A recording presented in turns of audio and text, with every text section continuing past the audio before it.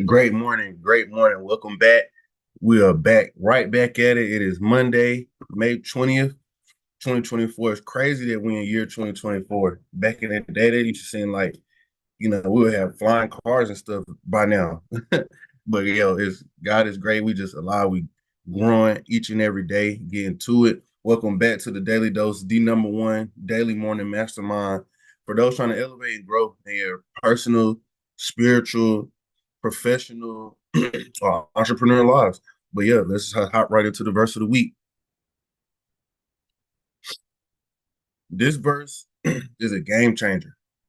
This verse is one you got to also be careful with because when you pray for this, it's gonna happen.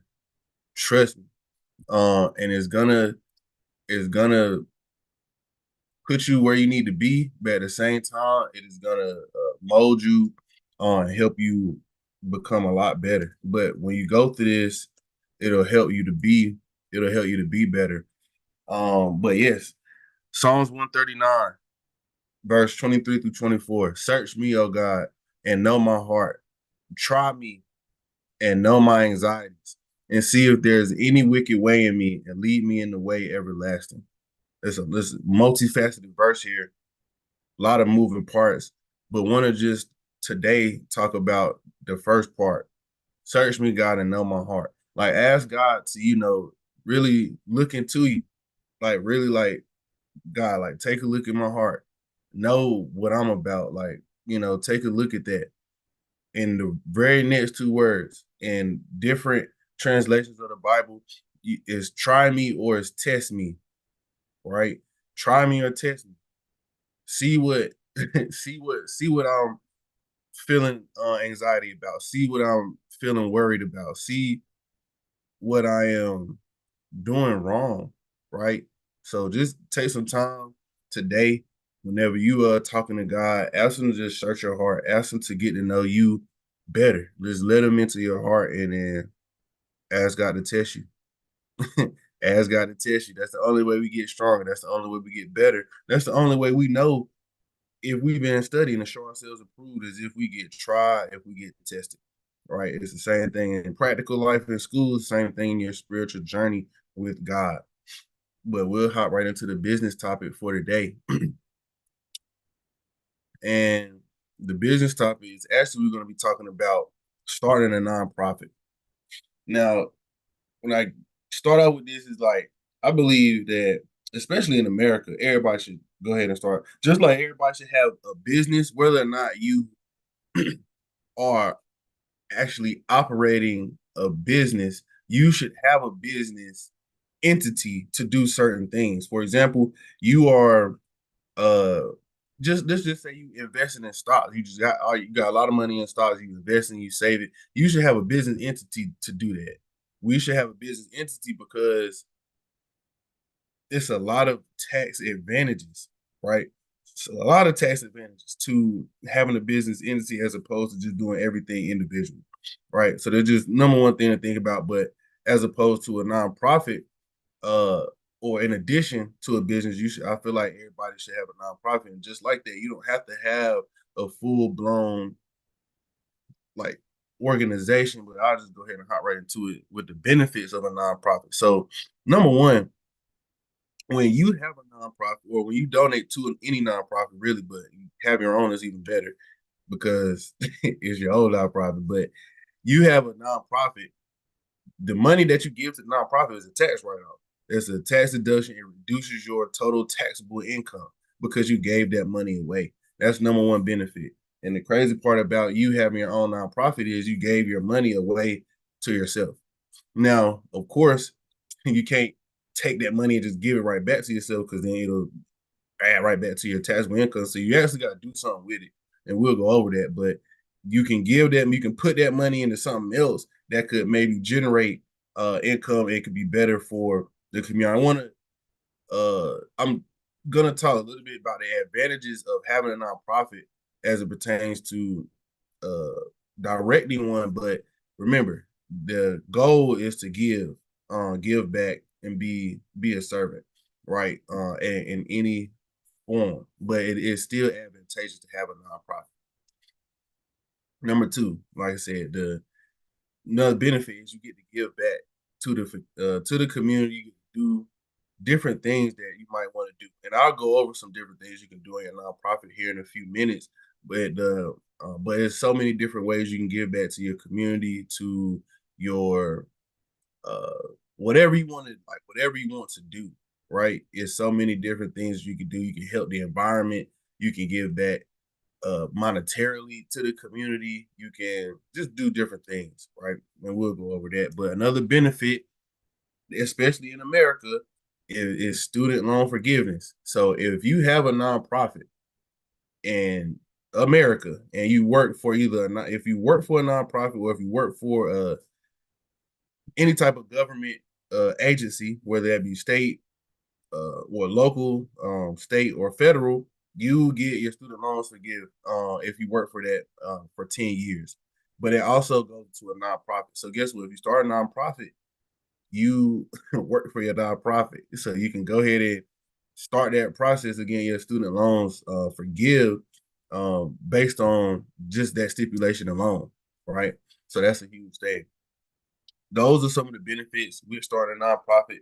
Some of the things that you can do with a nonprofit is start a scholarship fund. You can just help some kids go to college. It don't have to be nothing crazy. You can just give back a couple, $100,000, a couple hundred, hundreds of dollars or a couple $1,000, and you can help somebody, get books or something like that. Doesn't have to be anything outrageous.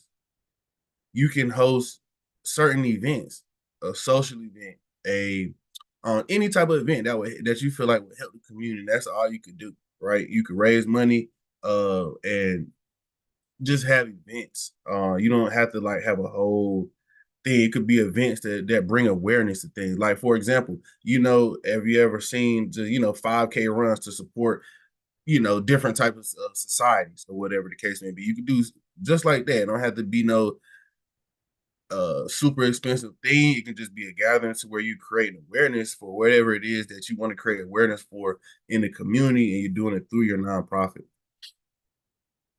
Community cleanups, like I said, you can help the environment. Just go through and just organize people or do it yourself, and you go through the neighborhoods. You go through maybe on the highway, whatever the case may be, and you just go through and clean up the community, clean up the litter, just do stuff like that. And that can be something that you do with your nonprofit. Um, and also sponsorship. You, like I said, if you give your money to a nonprofit, you can have your nonprofit be a sponsor of just other nonprofits that you don't want to do no work. You just want to give uh to another nonprofit. You can do that. Or like I said, if you want to get that student loan forgiveness, if you have them, um, you can just start your own nonprofit and give the money to your nonprofit and have your nonprofit be a sponsor of other nonprofits that are doing the work that you want to see in the community, right? So that's just a way you can set yourself up for success. Double-edged sword. Go ahead and do that. The steps to creating a nonprofit are: number one, register the nonprofit with the state. In North Carolina, you get your articles of organization as a uh, organization. Literally, is your articles of organization as a organization in North Carolina. That's the entity that it is. That's you would establish as. Then you go ahead and get your 501c3 status. And that's using the form 1023 on the IRS website. It costs like $800.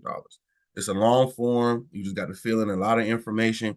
A lot of people try to say you need to pay for an attorney to do this. I do not believe you have to do that unless you can't or do not like to read. It is very simple. You literally just filling in a lot of information.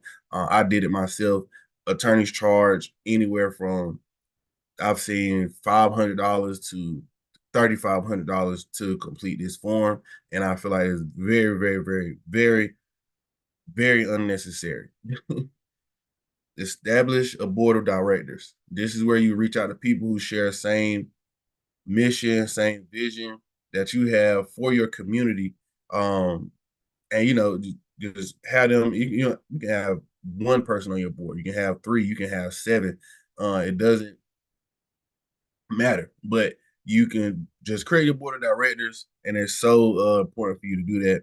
And then lastly, you can search for grants through this website called Instrumental. So Instrumental is a website. You can start with a free trial, but and then just look at it. But it literally matches your whatever your mission is, whatever you're trying to do.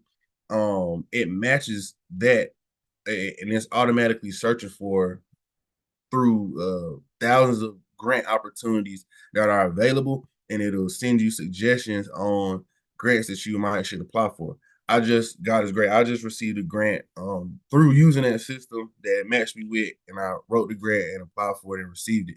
So God is amazing. And like I said, this is just the simple basics of starting a nonprofit, the benefits of having a nonprofit, some different things you can do with a nonprofit, and then how to actually practically start a nonprofit. So I'm telling you, it can be super advantageous. It can help out not just yourself, but it can also, you can make a difference in the community. And we'll hop into the self-development topic for today. And that's going to be thriving under pressure. This is something that we all need to try to get used to, because in life there's gonna be pressure, right? But there are steps to thriving under pressure, because um not everybody uh grew up having or being placed under pressure. So you have to adapt and adjust to be able to even understand how to mentally prepare or mentally be under pressure. So number one is learn your pressure points. At what points are you under pressure? Like, some people feel pressure through different things. You got to understand, okay, what situations do I actually feel under pressure? Is it, when I'm stressed out at work, or if maybe I feel like a whole bunch of crazy stuff just happened, like something messed up in your car, something messed up in your house, something just messed up, like different things, like mishaps.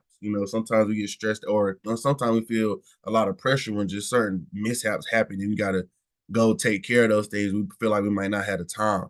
Um, are you under pressure when your relationship is strained? Right? What are your pressure points, and what are those areas of your life that you feel like you feel that pressure? And once you do that, you have to seek those environments. You have to, when I say seek, you have to, I'm not saying go out and destroy your car or nothing like that, but you have to put yourself in position to grow. So pressure can be also like, I'm trying to build this business, or I'm trying to start a nonprofit, or I'm trying to elevate my life at work. I'm trying to elevate my relationship, right? Or whatever the case may be, seek those high pressure environments so that you can get used to being in those environments, right? Go out and have hard conversations if you don't like having hard conversations, if that's pressure for you. Put yourself in position related to sports. You will never understand how to act under pressure if you don't go out and try to get the ball and try to shoot the last second shot. You'll never know. You'll never know what it feels like to be under that pressure if you don't seek that spot. Visualize yourself being successful under pressure. This is something that most athletes do.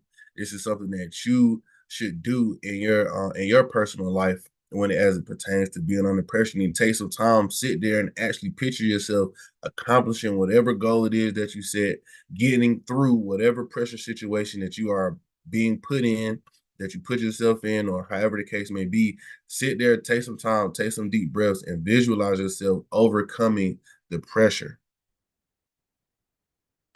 and execute your plan.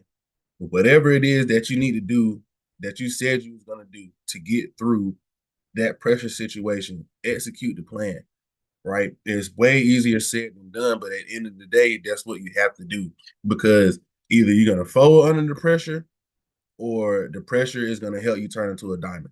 So you need to execute your plan. The only way you lose is if you give in and you fold and you quit. That's literally the only way you can lose, right?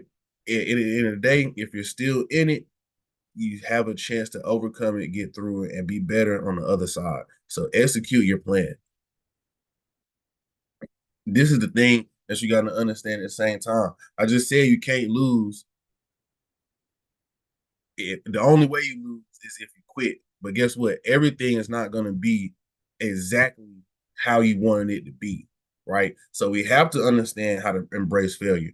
Yes, I can visualize myself taking the last shot and making it. Yes, I can go get the ball and shoot it at the last second, but there is still a chance that I might miss the shot, right? So I have to embrace that and understand that, okay, what do I need to do next? And how you that's how you get better. You understand, like, okay, well, I went out here, I tried to do it, I did it.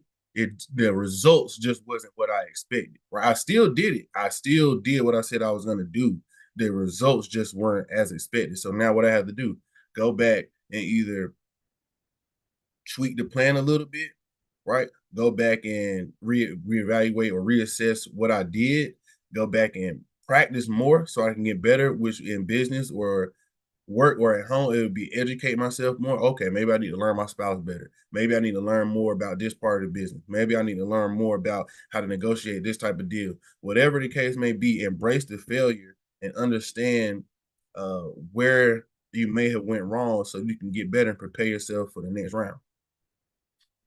Number Another thing, most important thing on this list, pray. When you're under pressure, pray. Last week we literally just talked about on the verse, Philippians 4:6-7.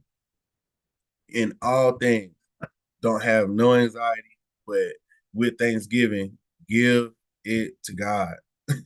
And the peace of God, which transcends all understanding, will be with you, right? Pray about everything. When you're under pressure, pray about it, and God will help you to find that peace, that calmness that you need to be able to work through that pressure and to be able to get through it. And then lastly, like I said, never give up. You only lose when you stop. You only lose when you quit. Pressure is good for us. We need pressure. If you live in a life and you never feel pressure from any angle, then more than likely you're just not doing nothing. We should have pressure from our spouse to do the things that our spouse needs us to do in order to have a good relationship. We should have pressure from our jobs to make sure that we're executing at work. We should have pressure from our business to make sure that we are taking care of our clients and we are or customers are doing what we say in our business, right? Whatever our business is, we should have pressure from our kids to provide for them. Like it should be pressure as you want to be a better person. We should have pressure in certain areas of our lives, right? If we don't have no pressure, then we just not doing nothing and we're not growing. And that's plain and simple. So we should have pressure. Pressure is not a bad thing. We just have to learn how to thrive under pressure and not let the pressure defeat us, but us using pressure as a way, as a leverage to just reach higher heights. So that'll wrap it up for today. And hope everybody have a blessed week, a blessed Monday, and we're just gonna keep cranking it out. It's gonna be very hot this week. Weather's gonna be great. So God is great, and I'll catch y'all tomorrow at 7 a.m.